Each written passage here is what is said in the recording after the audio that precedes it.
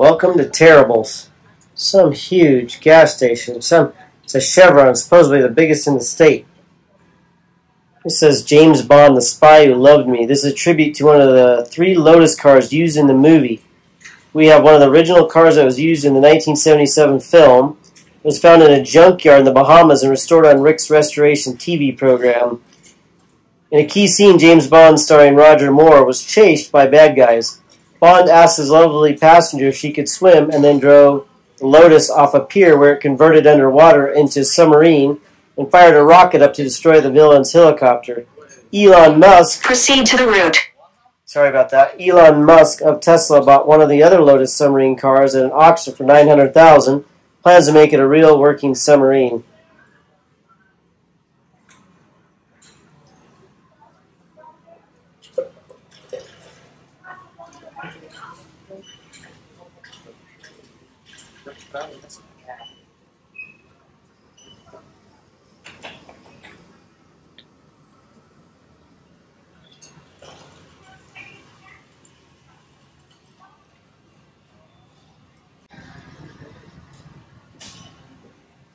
Let's see what all kinds of crap they got in this place.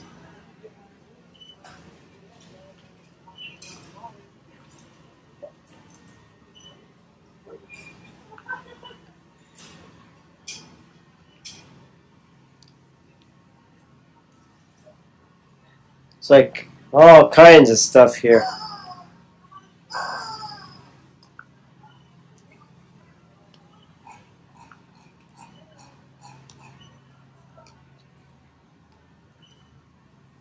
Candy, barrels of candy.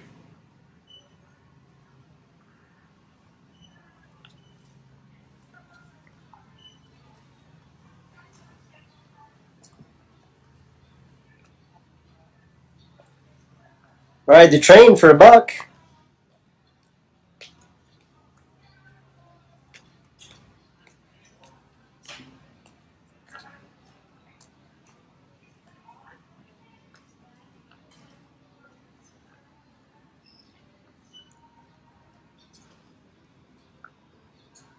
Have your picture taken, I guess. Look at all that candy on the wall.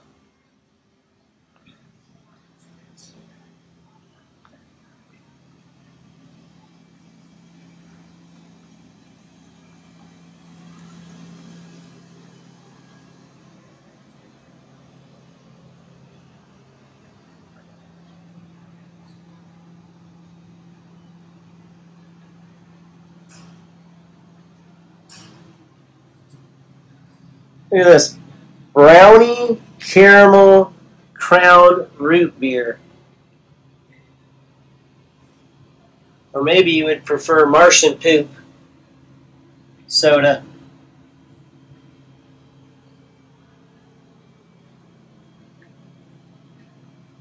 Or, here's another one for you. You don't like those, you can have Bug Barf or Kitty Piddle.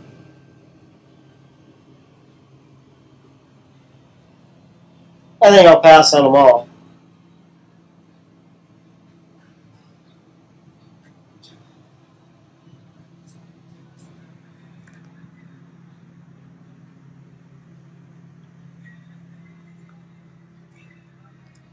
Or candy.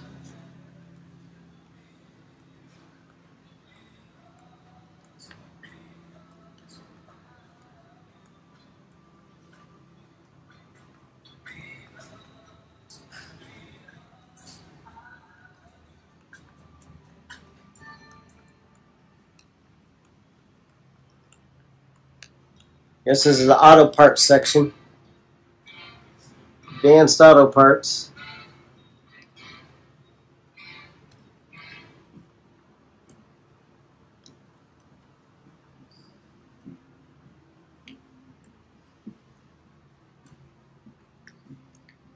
Not much for auto parts though. Shelves are pretty empty.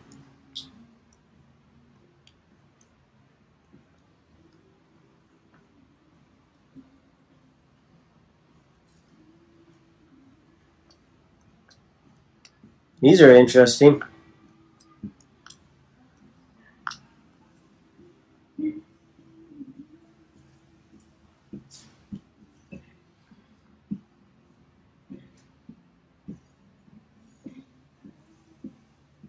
Cheer to watch the movie, I guess. Sit here and watch NASCAR.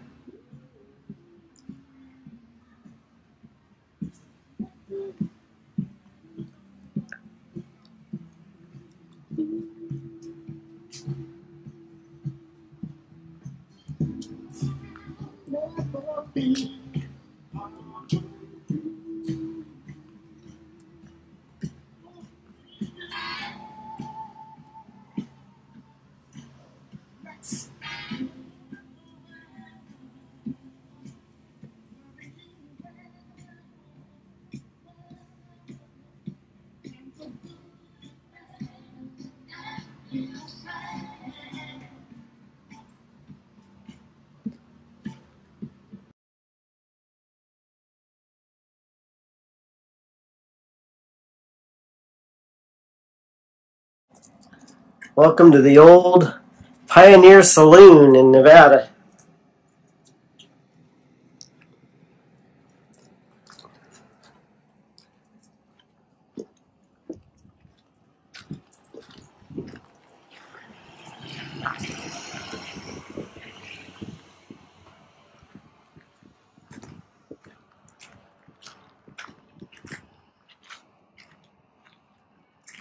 It's a general store, it looks like.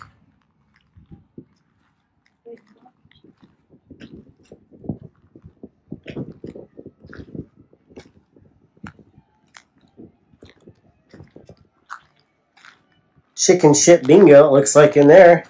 You want to play chicken shit bingo.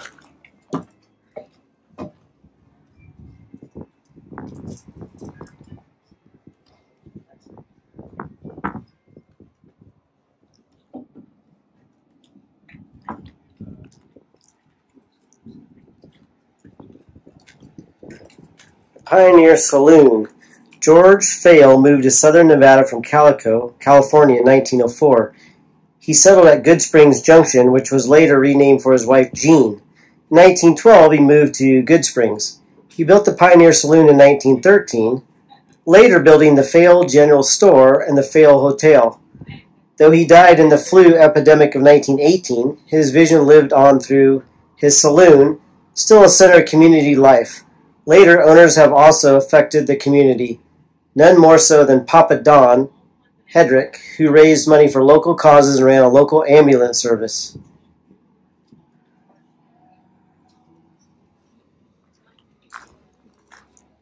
Spitting on the sidewalks prohibited. Penalty $5 to $100. Department of Health. It says on that sign.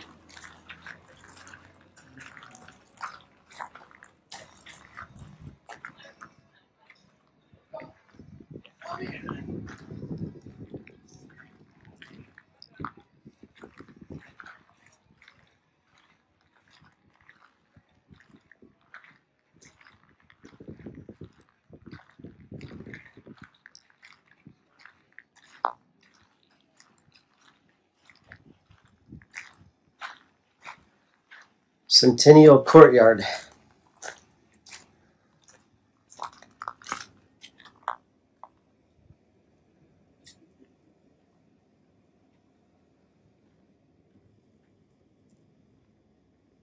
"100 Years, 1913 to 2013.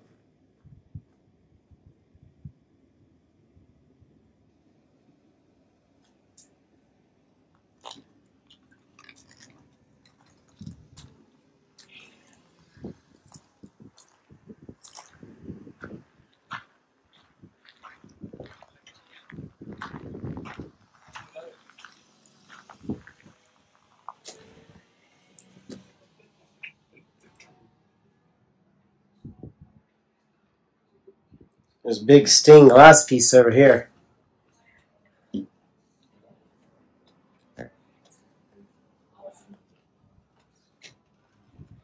Oh, drinking on porch is prohibited, though.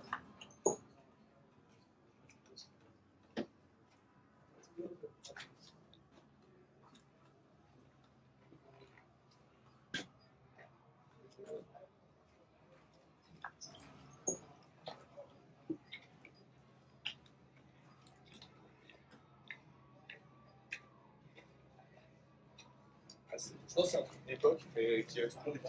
Ouais, je pense que ça vient vraiment de l'époque. Ouais. Et la zik.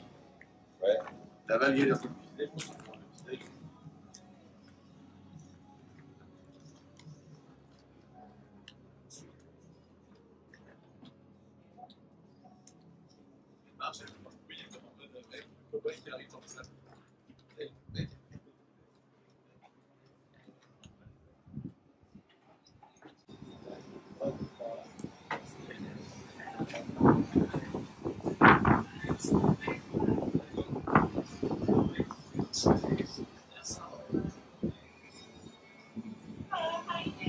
Get it by yourself. Good.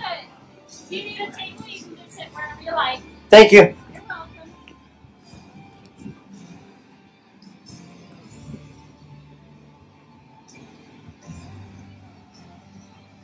Drink it up.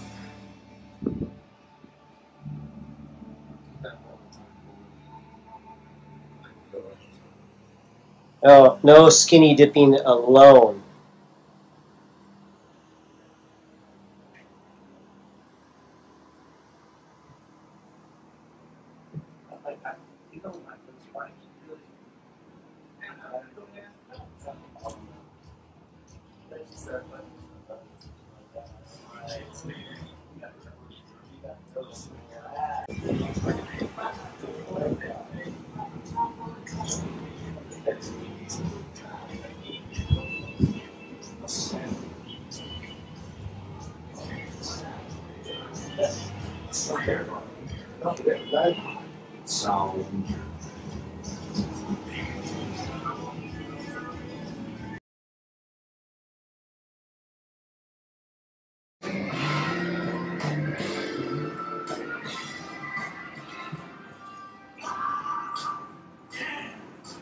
Something to drink? No, we're just trying to pay for it. Okay. Yeah.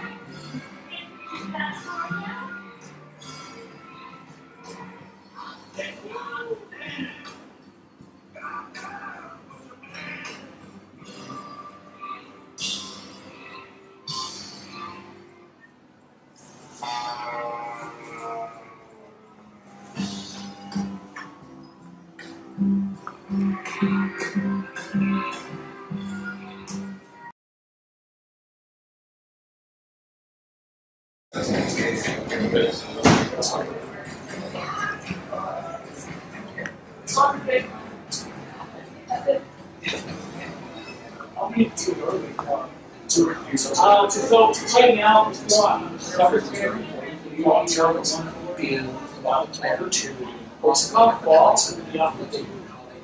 morning and evening. Yeah, evening.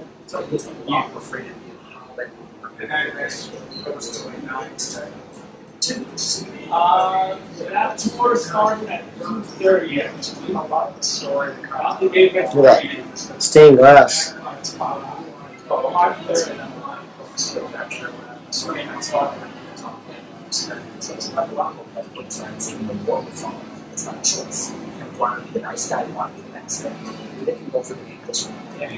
Winter months in December, February, January, February, we talked a month and we it's like a Super Bowl.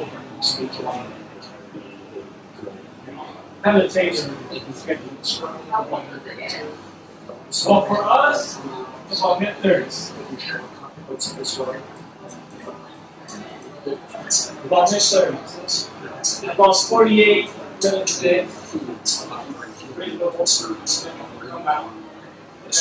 About a week. In the winter, we were scheduled from the beginning.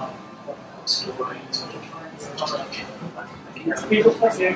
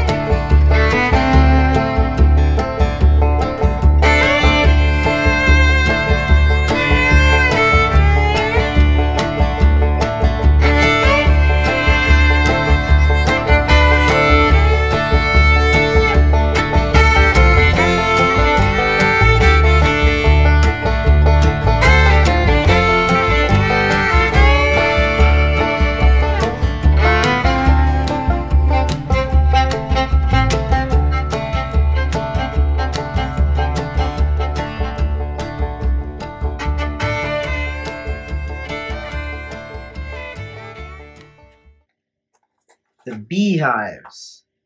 Beehives not only demonstrate the unique design that can be created by nature, but is an excellent representation of geological cross-bedding. Those are the groove lines going in different directions. The layers or beds represent different layers of silt that are deposited at different times. The beds indicate the angle the wind or water was moving at the time the material was deposited. Cross-bedding is very common in sand dunes, beach deposits, and river sediments.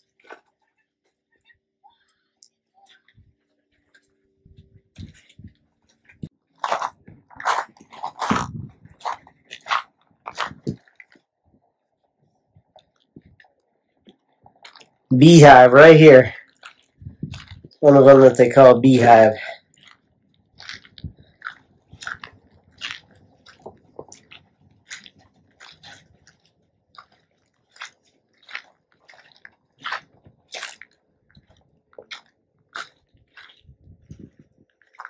You can feel the heat in it. You're trapped in it. You can believe it?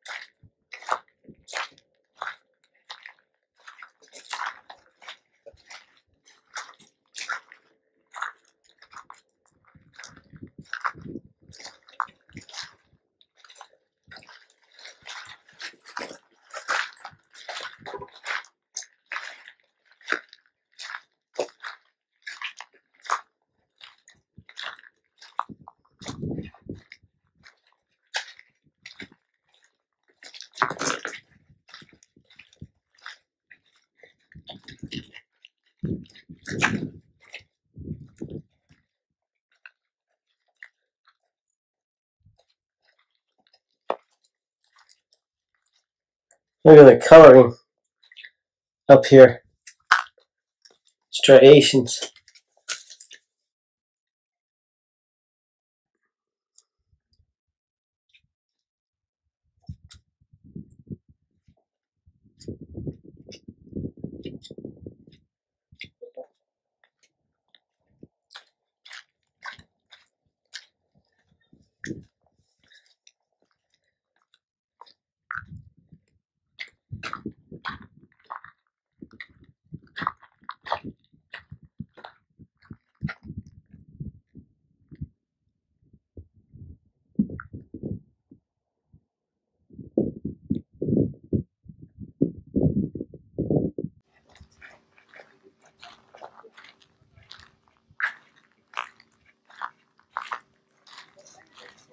It's a hot one today. 109 degrees out here today. I don't recommend you hike, and I can't imagine why.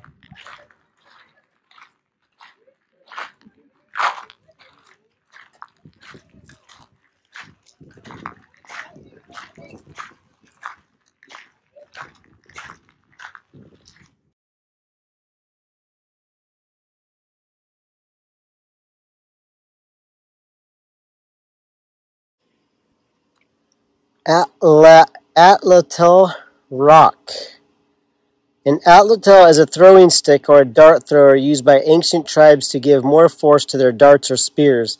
It was usually a wooden stick about 2 feet long with a handhold on one end and a hook on the other end. A slot cut in the tail end of the dart was set against the nook, allowing the dart to lie against the atlatl, so they both could be grasped midway of the dart by the user. These petroglyphs were made by ancient tribes. Take those stairs up and check them out.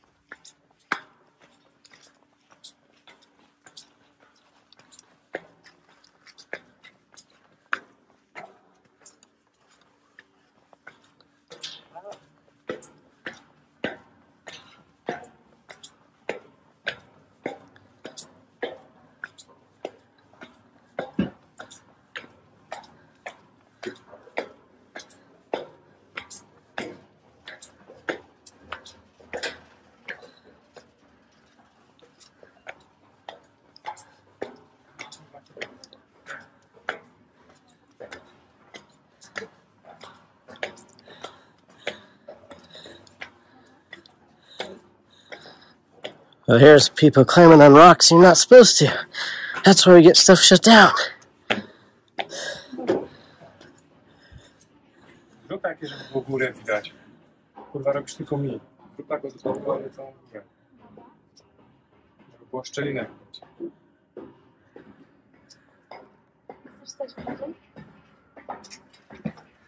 Ale zrób tak, przekręć aparat, żeby tam gdzie masz, tylko przekręć aparat, żeby było widać trochę szczeliny i nogi nie obcięte. Rozumiesz?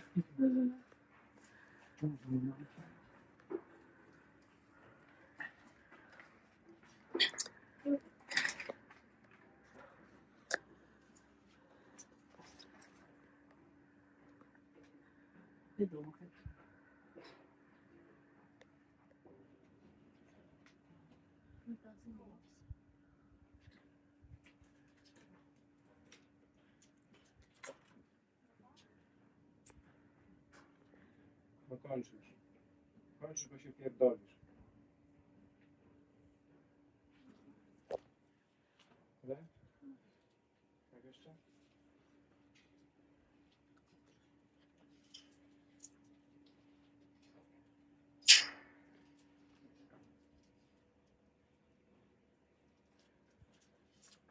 Dobra, kończ kurwa.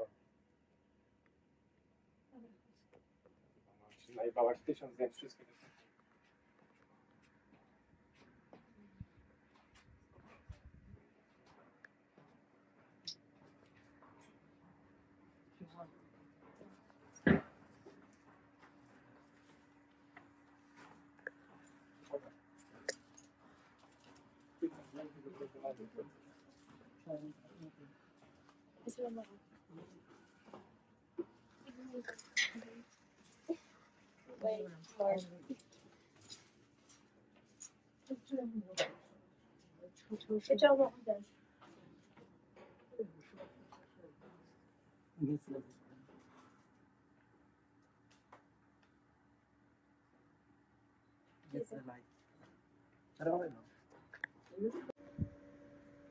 Natural arch. Unable to withstand the blasting of strong winds and the slow dissolving away by rains of the cementing materials, holding its sand grains together, the rock weakened, allowing an arch to form.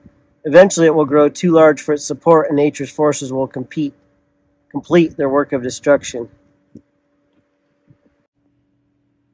Here's that arch right there.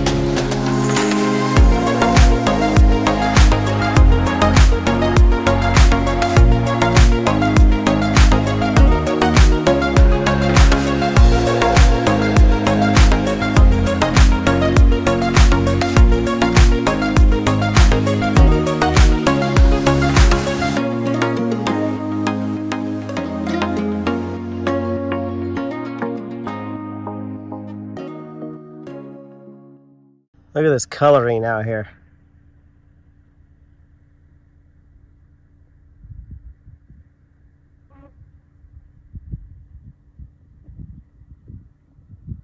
Pretty. What a contrast though between the colors.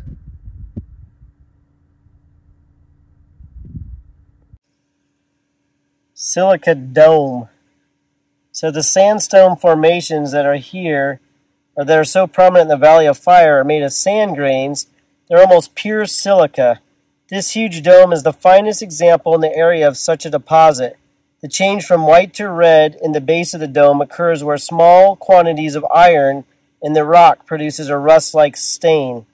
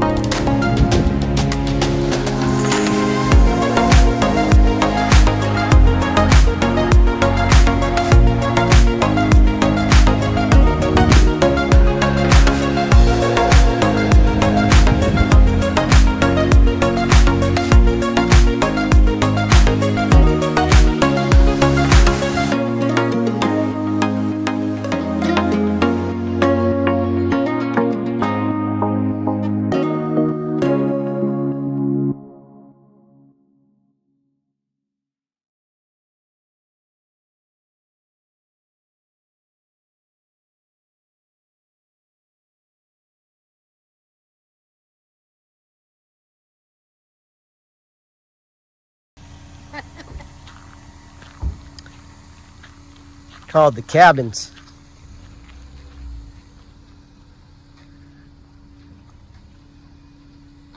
These 3 cabins were built by the Civilian Conservation Corps soon after the Valley of Fire became a state park in 1935.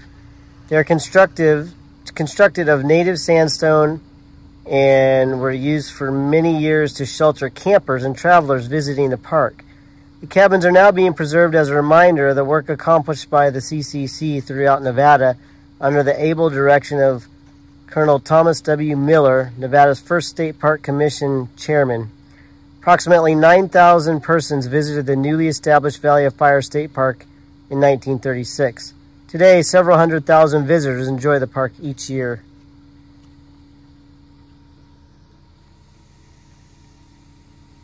Let's go check them out.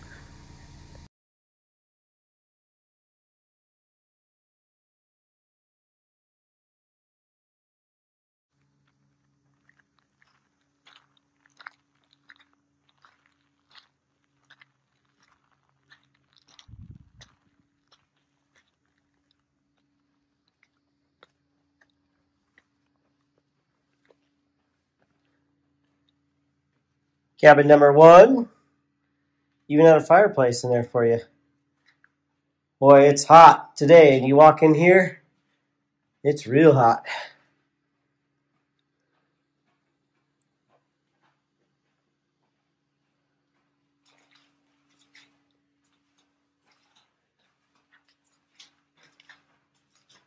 Boy, these sounds are There's your view out your cabin window.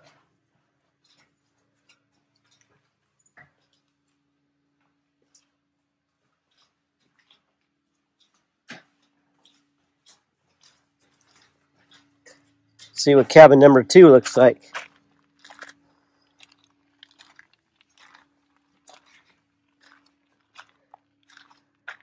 Just like cabin 1. Whoa, there's some wood in there, like someone been in here. Still using the fireplace.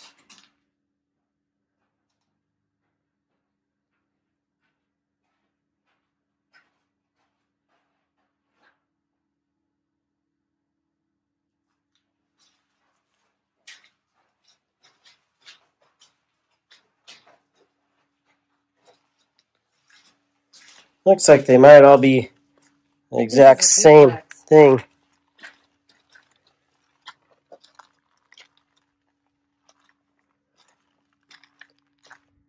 Yep, other than this one has a corner fireplace.